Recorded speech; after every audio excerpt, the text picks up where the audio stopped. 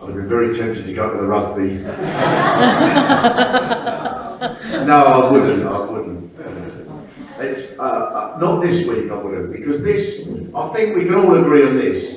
Not sure what else we can agree on, probably quite a lot of things, but we can all agree these are very peculiar times we live in. This is an extraordinary time. If you've read the newspapers over the last week, they are absolutely extraordinary. If you just arrived in this country from nowhere and didn't know anything that's gone on, you would think, what on earth has happened? A complete lunatic has taken over the leader of the opposition. This is a madman that they've got here. I was every day more and more extraordinary things that he's being accused of. I thought, I'm going to pick up the papers tomorrow and see that he's proposed women-only gravity.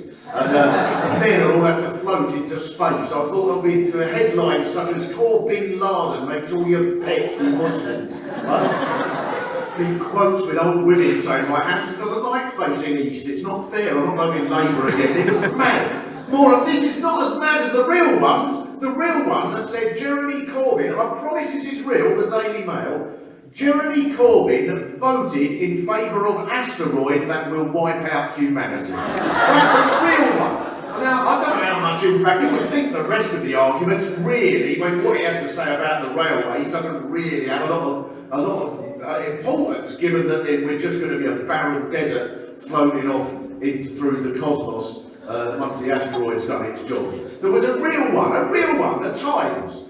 Neighbours often see Jeremy Corbyn, these are exact words by the way, neighbours often see Jeremy Corbyn riding around his area in a Chairman Mao style bicycle. A Chairman Mao, because you know where bicycles are most ridden, the country that has more of them than anywhere else, China. And you know who used to run China? Chairman Mao.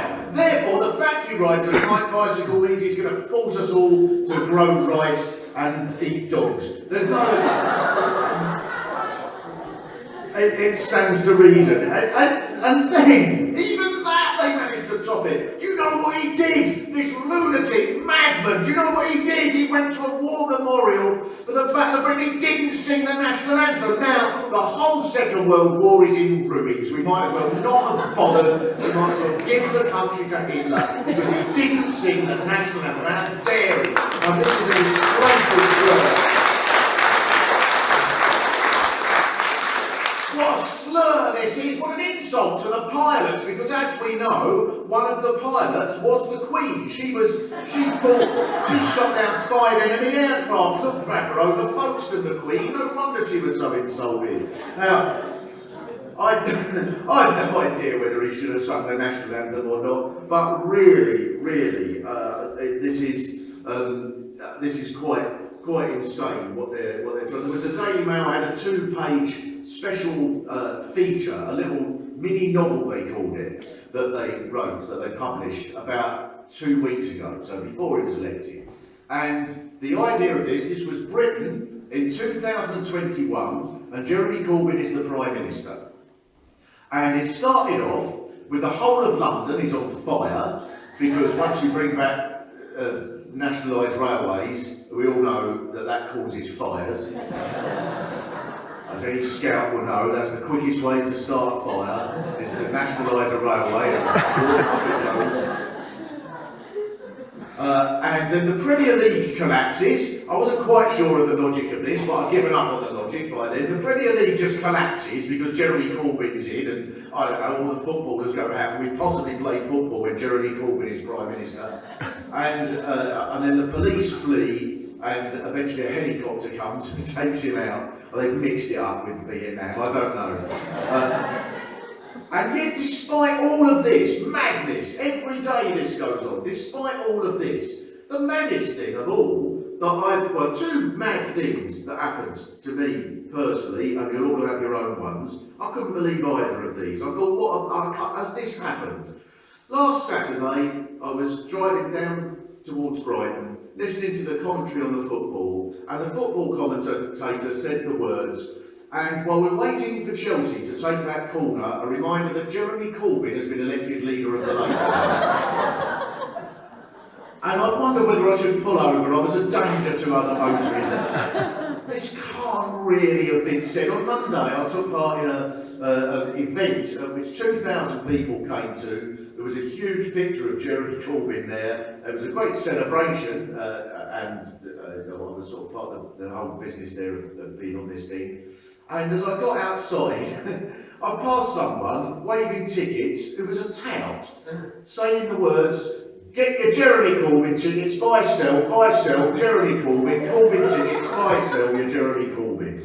Now, in the most mad, chaotic dream I have ever had, there has never been one where 2,000 people are crammed into a hall for a Jeremy Corbyn night with touts, selling to people going, "Please, please, I'll give anything for a ticket for the Jeremy Corbyn night."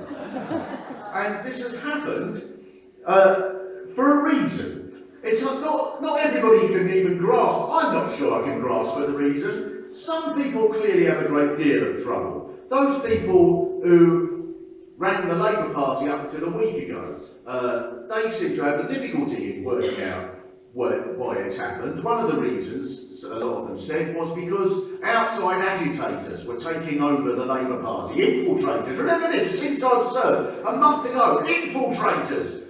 300,000 people have joined the Labour Party. Well, they're all infiltrators.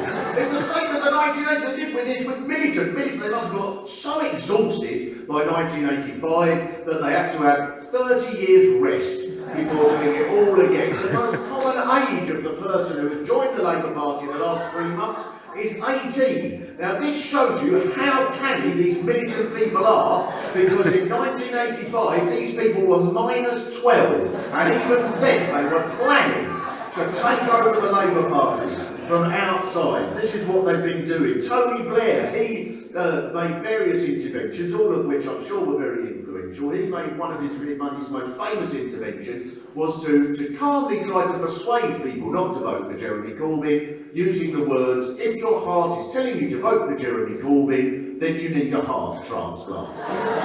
And of course it turns out 250,000 did. 250,000 people need a heart transplant, which could clog up the NHS quite considerably.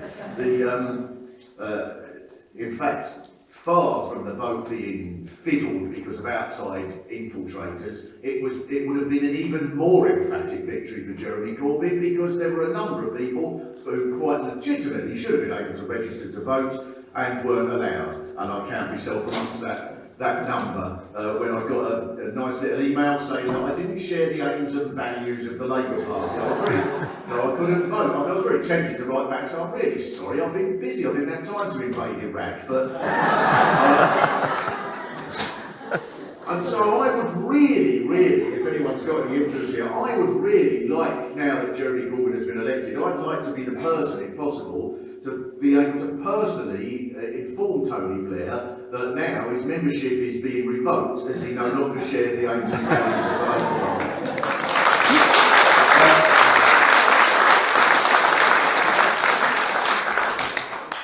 But it has come from somewhere. It's not just come from nowhere, this thing. It's come from somewhere. We didn't predict it, but it's come from somewhere. It's come from somewhere because they have had it their way for so long. 20 years, 30 years, they have had it their way. They, being the people who decide the way this world should be organised, is that nothing has a right to exist unless it's making a profit. All those people that Jenny were talking about, they don't make a profit. The citizens' advice, that doesn't make a profit. So that is at the bottom of priorities in the society that we live in. Other things make a profit. Arms make a profit. So those are going to be a priority. The businessmen, the bankers, these people who make vast profits, they're deemed to be the most important people in society, the people that need to be protected. They have had that for so long. The debt that has been run up by these very people who said that we have to entrust society to them. We must be given society to look after because we know how to make a profit, and that is the only way in which we can ensure that there are all the things in society we need. Those people across the globe bankrupted the economy, and that is why the answer to that over the last few years has been, well, yes, we've got to all this debt now in this country, and so we've got to get the money back off the people who've created all this debt, the people who've taken all the money, we've got to get it back off them. And do you know who's taken it? The poor, that's who's taking it. It's the poor, it's the people, the homeless, people, these are the people on working tax credits, these people, they've got too much money. The poor bankers, they've got none left. The poor sods, we've got to get it off of the poor and give it to them. They have had it their way.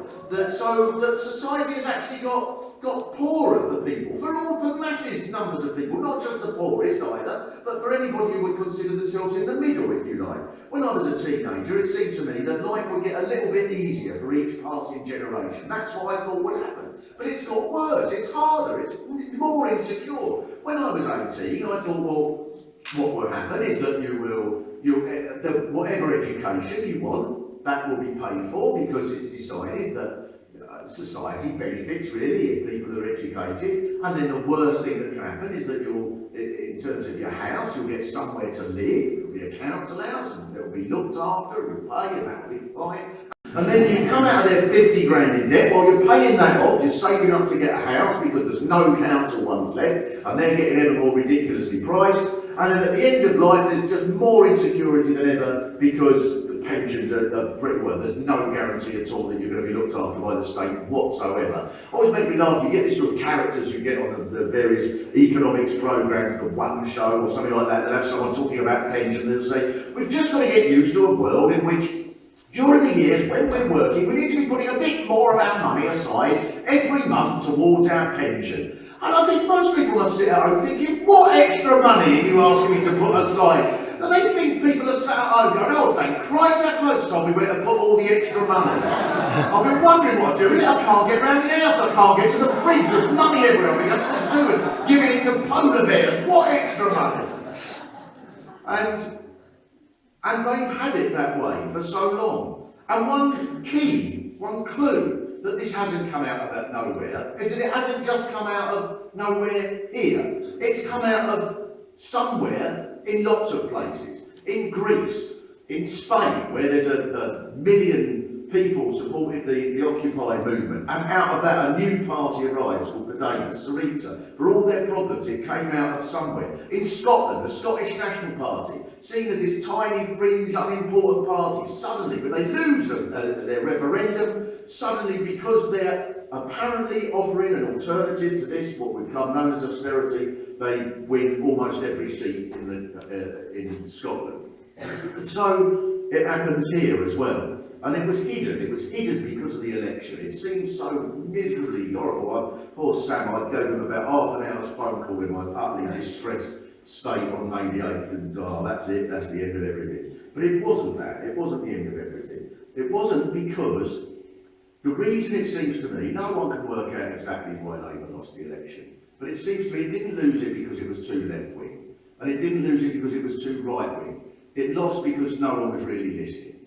Not many people were listening to what they said at all. It didn't matter. No one trusted them. Not many people. They didn't believe them. I don't think, obviously people like Jake were doing everything they can to redress that, of course. But and many brilliant people inside the Labour Party were doing that. But people weren't listening. It didn't seem to matter. Ed Miliband could say what he liked, yeah, but he's not going to do it. Because Labour for years and years had played the business game. They'd said, we are the same as you, yes, of course there is too much debt, of course we must hammer the poor, of course we by and large accept your ideals. And so it didn't inspire anyone. And then along comes Jeremy Corbyn, and it says it completely the opposite. Says that the problem is the profit. Says that the problem, for years this has been the case, by the way. For years it's been the case that anybody on the television programme, on Question Time, the person who says it's the bankers who are to blame,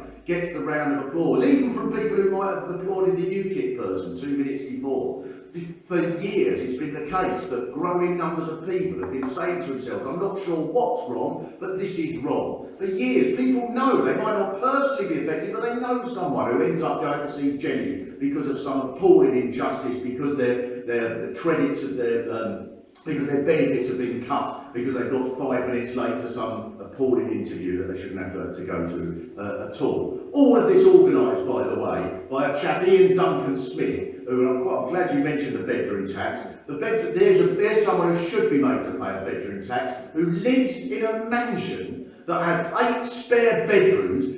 To his credit, he's worked hard for that. He was given it by a relative.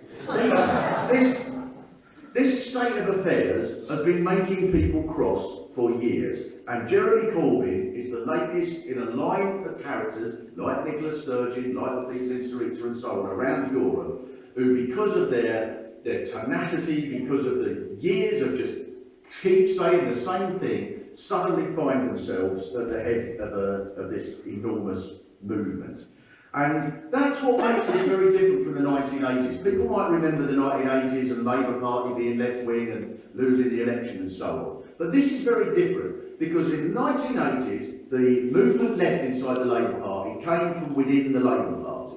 This has come from the rest of society. It's had a reflection inside Labour, but it's come from outside as well. It's hundreds of thousands of people who never thought that they would be part of the Labour Party, seeing something and going, there is a vehicle for a message of a different sort of society, where the Ian Duncan Smiths are not seen as the people who are the most productive, the people who should be protected. And so this movement has come from outside, and it's that movement, I think, that is going to be the one thing that can protect Jeremy Corbyn against the mania of the press, against all the filth and squalor and hatred that is thrown against him, against all the irrationality, and of course the many people within his own ranks. But it will be very, very difficult for a right-wing Blair-supporting Labour MP to take part in anything that undermines Jeremy Corbyn if he or she knows that there is a movement in their town that involves hundreds and hundreds of people. That's what is going to be. That is what is going to be his protection. And to anyone who says, "But can it work?" I'd say, well, already it's worked to some degree. A couple of people have mentioned the refugees. Now that was an extraordinary week, 2-3 weeks ago, because you would expect that what would happen, given the last few years in this country, is that there would be a refugee crisis, that there would be an outcry, an utter outcry. Disgusting, look at them, they're coming over here, it's nothing to do with us. And David Cameron certainly thought that, because his first speech on it was to say, we do not help refugees by allowing them to come here. Because now that makes sense, doesn't it? Because if someone's just scrabbled on a boat that's not quite sunk with their family and they've just about made it to the beach, you're not going to help them out by giving them food and shelter. That's not what they want. They want taking back to the place that they came from. That's what they'll appreciate most of all. If David Cameron's in the fire brigade, he'd turn up at a fire and say, we're not going to put the fire out, because then you'll have to come out here onto the street, and the street's already full up. So probably best if you just learn to live with the fire that you're in. Which, and in any case, I helped support the fire in the first place, so you want to know how to deal with it. Now, that didn't happen. The Cameron reaction started to happen, and then there was a reaction against it. First of all, Yvette Cooper, one of the other candidates for Labour leadership, made a very good speech about the humanity of looking after refugees. And she made that speech because the ground had already shifted. There's no way 3 months ago she would have made that speech. There's no way that would have shifted Cameron to even say it. Sounds quite right, 20,000, it's hardly humane. But there's no way they would have said anything other than the same vitriolic anti-refugee nonsense that they've been saying for years. It's changed because Jeremy Corbyn was standing for leadership of the Labour Party, and because there was a completely different atmosphere on all of these issues. Already it's made that impact, and that movement, therefore, it seems to me, is the one protection he's got. If the 250,000 people that have joined Labour, that voted for him, if the 50,000 people that have joined Labour in the last week, if we go, we've joined, we've sent off, I haven't yet, I don't know whether they'll let me in yet, but if we just go, that's it, all right, we've done our bit, it'll be stuffed. It won't last very long at all. But if that group of people finds ways in every town, if the 100 people here, 150 if it wasn't for the fine health and safety laws imposed by the ecclesiastic people of Eastbourne, but if all the people here who must be in favour of what he's doing, If that becomes a movement, if that becomes people going up to the railways and leafleting people saying this is why we think the railways should be nationalised. If it's a matter of going around the estates and saying, you might have read about Jeremy Corbyn, here's the truth about what he's saying about housing. The problem in this country is that there's not enough houses because houses are only built for profit. If you're a Russian oligarch, you've got no problem getting a house worth 5 million quid next to some waterside development somewhere. If you're an ordinary person in Eastbourne, then it's not quite so simple. If there is, I don't know, I'm not going to tell you what you should do, but already there's the movement around the hospitals, obviously. All of those things, if this movement around Jeremy Corbyn becomes a movement that fights on all of those issues, then I think we've got a very, very, very good chance of changing society, regardless of, never mind thinking about what happens in 4.5 years' time, but changing society along the values that Jeremy Corbyn has always stood for. Because when they say, as the Tony Blair type people do, as the Conservatives do, as nearly all of the newspapers do, as all of the serious commentators do, you've got to stand in the centre ground. You can't be too radical, you'll never get anywhere. You've got to win over the middle ground. In a way, they're right. But the middle ground changes. That's what they forget. 30 years ago, if you were in favour of gay marriage, you were an extremist. Now you're an extremist if you oppose it, because the people who have stood and fought for those ideas have shifted the middle ground. And the middle ground that we've got at the moment is not moderate at all. It's a middle ground that says all the people that Jenny was talking about are seen as flotsam and jetsam of society, as people who are just scum who should just be washed away, because the really important people in this society are the people at the top, the bankers, the millionaires, the arms dealers, those people. And it seems to me that it would be perfectly moderate and part of the middle ground to say that in fact it's the other way round.